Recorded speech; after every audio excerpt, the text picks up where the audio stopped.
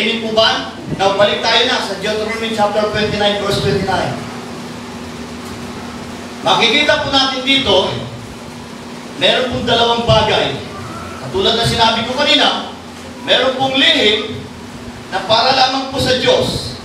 At may mga lihim na hayag para po sa atin at sa ating mga anak upang ating magawa ang lahat ng mga salitang ng kautusan ito. Now, tingnan natin. May lihim na inihahayag, may lihim na hindi inihahayag.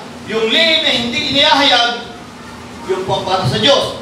Yung pong lihim na inihahayag, yun po yung para sa tao. Gusto ko tingnan ninyo. Ang mga bagay na lihim ay nauukol sa Panginoon nating Diyos. Ngunit ang mga bagay na hayagin nauukol sa atin at sa ating mga anak, magpakailanman, upang ating magawa ang lahat ng mga salitang kautusan ito. Kung halimbawa mga kapatid, nalaman natin yung lihim ng Diyos na nauuko lamang sa Kanya, palagay kaya ninyo, yung pong sinasabing upang ating magawa ang lahat ng mga bagay na salitang kautusan ito, magawa kaya natin ang kautusan kung malaman po natin ang lihim ng Diyos. Hindi po natin magagawa ang kautusan. Bakit? Maliwanag. Kaya nga may mga lihim na nahayag sa atin ang dahilan upang masunod natin ang kautusan ng Diyos. Sa mga kapatid, kung yung lihim ng Diyos ipapaalam sa atin, hindi po natin masusunod ang kautusan ng Diyos. Naunawaan po ninyo mga kapatid? Yan po ibig sabihin niya. Ulitin ko po mga kapatid. Kaya po natin masusunod ang utos ng Diyos sapagkat may mga bagay na lihim na ipinapahayag po sa atin. Yung pong para lamang sa atin ay parang sa ikabubuti po natin para masunod natin ang lahat ng kautusan ng Diyos magmula po sa ating mga anak. At ito ay magpakailanman. Sa makatuwid kung yung kautusan ng Diyos na lihim sa Kanya, malalaman po natin yung pong ibig sabihin nun in opposite way, hindi po natin masusunod ang kautusan ng Diyos.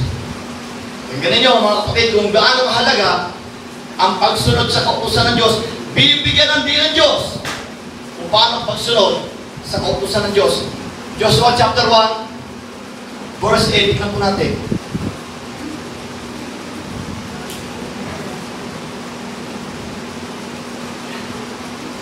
Nandiyan na? Okay. Ito po.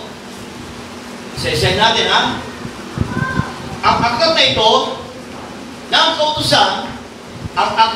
ng kautusan, ay huwag mahiwalay sa bibig, kundi iyong pagbulay-bulayan araw at gabi upang iyong masunod na gawin ang ayon sa lahat na nakasulat dito. Para po natin masunod ang lahat po na nakasulat doon, pagbubulay-bulayan po natin araw at gabi. Hindi po nagbibigay ng kabigatan ng Diyos. Pero kung ang aklat po ng kautusan, ang ating pong Panginoon, ayon sa Romans chapter 10 verse 4, ang kinawin ng kautusan, kung mamamalagi po tayo sa presensya ng Diyos, kung mamamalagi po tayo sa mga inutos ng ating Panginoon na pagbubulay-bulayan po natin ang salita ng Diyos. Bakit? Kasi kung malayo tayo sa ating Panginoon, wala po tayong magagawa. Pero magagawa po natin ang lahat ng bagay kung tayo ay nasa Panginoon. Pagbubulay-bulayan po natin ang salita ng Diyos. Amen? Yan po, tuloy natin. At kung magkagayon,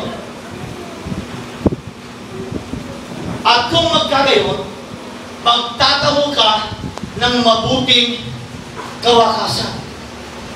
Meron malaki. Sapagkat kung, yan, i-highlight ko kapag marinig mo misplace. Sapagkat kung magkagayon, ano yung ibig sabihin nun? Kung magkagayon, kapag napagbulay-bulayan po natin ang salita ng Diyos, iyong pagiginhawain ang iyong lakad, at kung magkagayon, magtatamo ka ng mabuting kawakasan. Yan po isang bagay na ibinubulgar ng Diyos sa atin, na kung ipapaalam niya sa atin yung kanyang lihim, ayon sa Deuteronomy 29:29, hindi po natin masusunod ang kanyang utos. So kung para mangyari na masunod po natin ang kanyang utos, yung pong mga hayag na bagay, yung po yung ating kukunin. Bakit? Katulad ng pagbubulay-bulay, ang kautusan ng Diyos. Kapag pinagbulay-bulay mo, kung magkagayon, iyong pagiginhawain ang iyong lakad, at kung magkagayon, magtatamo ka ng mabuting kawakasan. Wala nang iba, yun lang ang isang paraan upang maging mabuti ang lahat ng wakas ng bagay na ginagawa natin. Amen? In opposite way, kapag po sa mga kawakasan ng mga bagay na ginagawa po natin ay hindi nagiging mabuti, that means there is something wrong na hindi po natin nasusunod ang mga kautusan ng Diyos. Ang kautusan ng Diyos, hindi po para sa Diyos. Ang kautusan ng Diyos ay para po sa atin, sa ikabubuti natin, sa atin pong ikagiginhawa. Amen? Now, para lalo po natin maunawaan, balik po tayo sa Deuteronomy 29:29. Kaya ako sinasabi na yung lihim ng Diyos kapag nalaman mo, hindi mo masusunod ang utos ng Diyos. Bakit? Tignan niyo mabuti. Dalawang bagay, lihim na nauutos sa Panginoon. Punta tayo sa Genesis chapter 2 verse 17. Gusto kong unahin ninyo yung sinabi kong translation ng pagkakilala sa Hebrew word ng salitang ito ay Yoda. Yoda. Ibig sabihin, ipinapaalam, isinasawalat, ibinubulgar sa salitang Latin. Okay, tingnan natin. Para maunawaan natin, yung lihim ng Diyos, kapag naunawaan mo, nalaman mo, hindi mo masusunod ang utos, eto ang ugat, wala nang iba. Datapos sa kahoy ng pagkakilala ng mabuti at masama. Gusto kong punin ninyo, yung pong pagkakilala, yung pong salitang kinilala, sa Hebrew word, isa ang kahulugan ni Yoda. Nung sabihin ng Book of Genesis, at muling sinipingan ni Adan ang kanyang asawa, at ang kanyang asawa ay naglihi. Kung isipin mo, yung salitang nakilala, nakilala pa lang, naglihi na, grabe naman yun. So, ibig sabihin, meron pong mas malalim na kahulugan pag hinimay natin ang original translation po ng Biblia sa Hebrew word. Muli, yung pong salitang pagkakilala, kinilala, nakilala, Yoda sa Hebrew word, ibig sabihin niya, ipinapaalam, isinisiwalat, ibinubulgar. Muli, tatapat sa ahoy ng pagkakaalam, pagkakilala, pagkakabulgar, ng mabuti at masama, huwag kang kakain.